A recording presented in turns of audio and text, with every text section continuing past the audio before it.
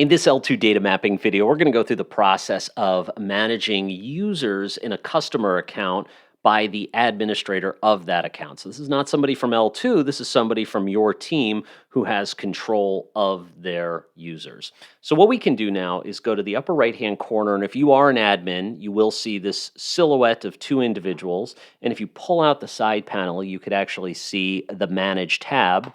Click on it. And what you'll see is your organization's name, an invite button on the side. So if you want to add somebody, we'll get to that in a second. This is how you would do it. And then, of course, being able to move people around. So in this case, we have employee 132, my name, and someone else from L2's name as well. In here, you have the different role levels in here. Analyst, which is somebody who can download and work with data, but is not a manager. A manager, of course, who has all the permissions, including this permission to be able to invite new users, as well as to remove and set different permissions for users. And then read only, which is the lowest permission that we have, which is essentially that they can look, but they can't download anything from within the system. And then you can see all the different applications. Now, this, of course, refers to the states or the maps. I happen to be looking at the US application, but it really doesn't matter which application you go into. It's going to be able to show you all of your team's resources and what they're using, applications and resources, within the system. So in this case, let's say what we wanted to do was maybe take away some of the applications from employee number 3. So we're going to go into employee 3, analyst, 14 applications, and you can see we've got a whole bunch of different things, but they really only need a single state. They just need California. So what I'm going to do is click None. It's going to remove those. You're going to see there's some duplication here because they have both constituent and voter accounts. That's incredibly rare. So the duplication is typically not an issue, but it is something if you do run into, we can help you suss out which is which. Voter is typically on top, constituent is on the bottom. I'm going to click here, give them access to California constituent, click OK, and now they've been turned to a single application. Let's say we want to take this read-only account, and it looks like user role is set as read-only. Inactive means they can't get in, but they don't get deleted. I'm going to change them to an analyst. I can now do that. I can also add applications.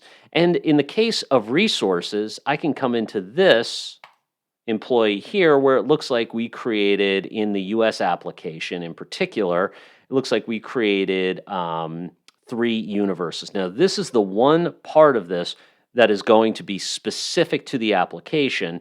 So if you're looking at the US application, you're saying, I want to take this Illinois CD3 females who voted in G20, and I want to move it to employee number 1.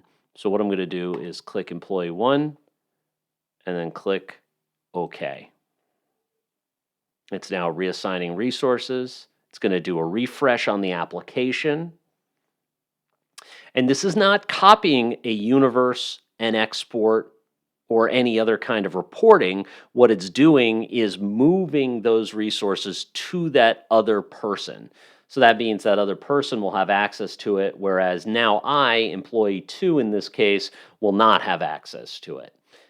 However, it allows you to create things, or someone along the way to create things, and either a manager can go in and send something to another employee, or they can take something from another employee and put it in their own applications once it's, say, complete. So if you have a lower level staff member, you'd like them to move something over to you that you can then take and download and work with, that would be a use for that. And of course, that can be done with shapes, universes, and exports, as well as reporting as well, the PDF reports.